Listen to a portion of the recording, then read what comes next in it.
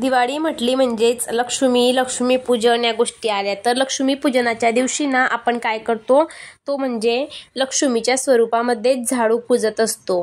त्याच प्रकारे आपण एक छोटीशी शिराई किंवा काही ठिकाणी न याला फळी असे म्हणतात, तर ती सुद्धा आपण पूजत असतो। परंतु या लक्ष्मीपूजनाच्या दिवशी झाडू पूजणं खूप असं शुभ मानलं जातं।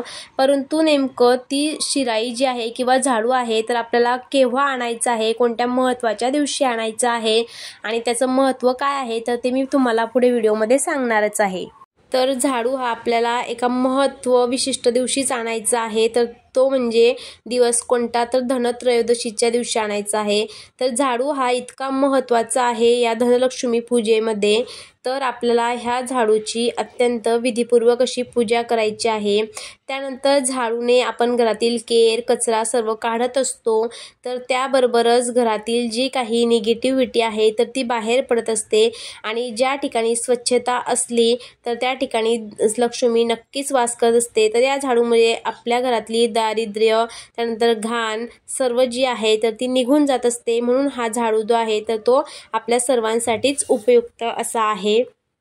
त्यानंतर मग धनत्रयोदशीच्या दिवशी झाडू आणल्यानंतर आपण लक्ष्मीपूजन दुसऱ्या दिवशी येतं, तर त्या दिवशी आपण हळद कुंकू फुलं लावून वाहून आपण झाडूची पूजा जी आहे तर ती करायची आहे। त्यानंतर या झाडूला ना तुम्हाला लाल रंगाचा कलावा जो असतो तर तो बांधायचा आहे। तर तो आपण बघा प्रत्येक पूजेमध्ये आपल्या हातामध्ये वगैरे बांधतो, तर तो कलावा तुम्हाला या झाडूला आहे ना बांधायचा आहे। आणि तुम्ही म्हणत असाल की झाडू वगैरे ताई आम्ही अगोदरच आणून ठेवलेला आहे, तर ठीक आहे आणून जरी ठेवलेला असला परंतु तुम्हाला धनत्रयोदशीच्या दिवशी ना छोटीशी जी शिराई असते ना, छोटी जी फळी असते तर ती पूजेमध्ये पूजल्या जाते। तर ती जरी आणली तरी चालेल, परंतु धनत्रयोदशीच्या दिवशी आणा आणि त्याची नक्की पूजा जी आहे तर ती करा।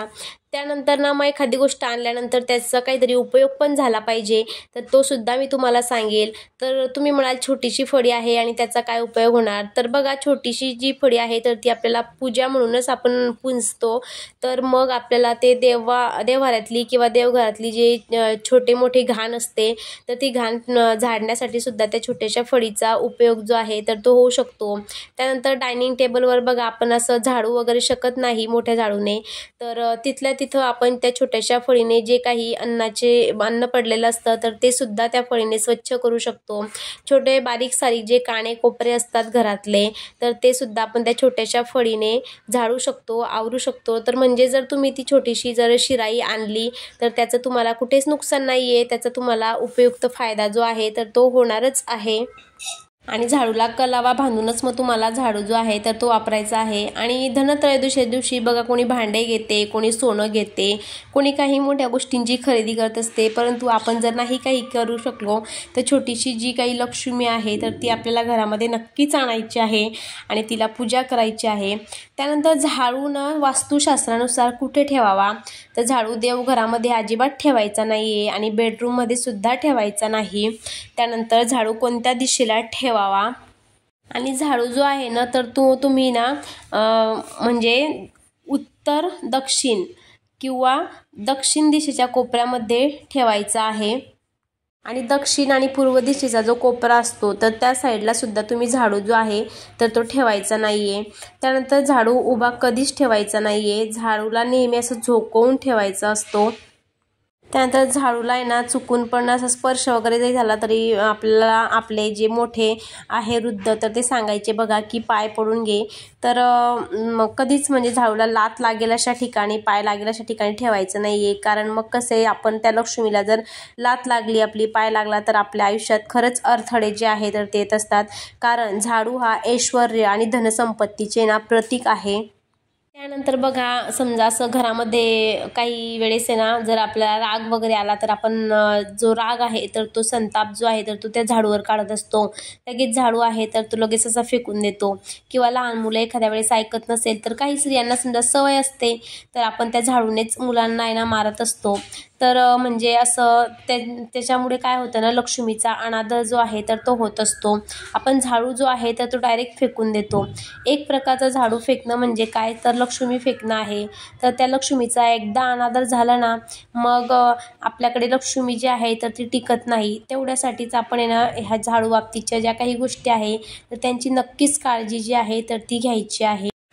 त्यानंतर आहे ना, आणि तुटलेला जो झाडू असतो तर तो सुद्धा आपल्याला वापरायचा नाही आहे. किंवा समजा आपण काय करतो, तो असा अडगळीमध्ये पडू देतो, तर आपल्याला ती लक्ष्मी जी आहे तर ती अडगळीमध्ये पडू द्यायची नाही आहे. जर तुम्हाला तो जर वापरायचा नसेल तर तुम्ही पार्किंग वगैरे झाडण्यासाठी सुद्धा कोणाला देऊ शकतात. किंवा तो झाडूने आपण जे काही आपलं साईडचं असतं, समोरचं अंगण वगैरे, तर ते झाडू शकत असतो. परंतु असं जी अडगळीमध्ये पडू द्यायची नाही आहे ती लक्ष्मी आपल्याला, कारण ते खराब हो किंवा चांगलं राहो, परंतु ना ती आपली एक प्रकारची लक्ष्मीच आहे. त्यानंतर आपल्याला झाडू जो आहे तर तो केव्हा मारायचा आहे, संध्याकाळी आपल्याला 7-7:30च्या दरम्यान जो आहे तर तो अजिबात झाडू मारायचा नाही आहे घराला. त्यानंतर घरातील जो केर आहे तर तो सुद्धा अजिबात आपल्याला काढायचा नाही आहे. त्यानंतर आपल्या घरी समजा संध्याकाळच्या वेळेला कोणी आलेलं असेल तर आपल्याला ते व्यक्ती गेल्या सुद्धा लगेच घराला झाडू मारायचा नाही आहे. एक 10 मिनिटाने 15 मिनिटाने आपल्याला झाडू जो आहे तर तो मारायचा आहे. आणि जर समजा तुम्ही झाडू मारला घराला, तर संध्याकाळच्या वेळेस केर सुनीमध्ये अजिबात कचरा जो आहे तर तो कचरा आपल्याला फेकायचा नाही आहे. तो आपण आहे ना साईडला ठेवून द्यायचा आहे आणि दुसऱ्या दिवशी सकाळी उठून मग तो कचरा जो आहे तर तो फेकायचा आहे. कारण आपल्या घरामध्ये 7-7:30 म्हटले म्हणजे 6 म्हटले म्हणजे दिवे लागण्याची वेळ असते आणि त्यावेळेस लक्ष्मी माता जी आहे तर ती आपल्या घरामध्ये येत असते. आणि मग आपण त्यावेळेस घर झाडून कचरा जो आहे तर तो बाहेर फेकत असतो. म्हणजे आपण लक्ष्मी मातेला स्वतःहूनच आपल्या हातानेच बाहेर जे आहे तर ते काढत असतो. म्हणून आपल्याला कचरा अजिबात त्यावेळेस फेकायचा नाही आहे, साईडला ठेवायचा आहे. त्यानंतर रात्री झोपताना झाडू आपल्याला कुठे ठेवायचा आहे, तर मुख्य दरवाजाच्या आपल्याला पाठीमागे झाडू ठेवायचा आहे.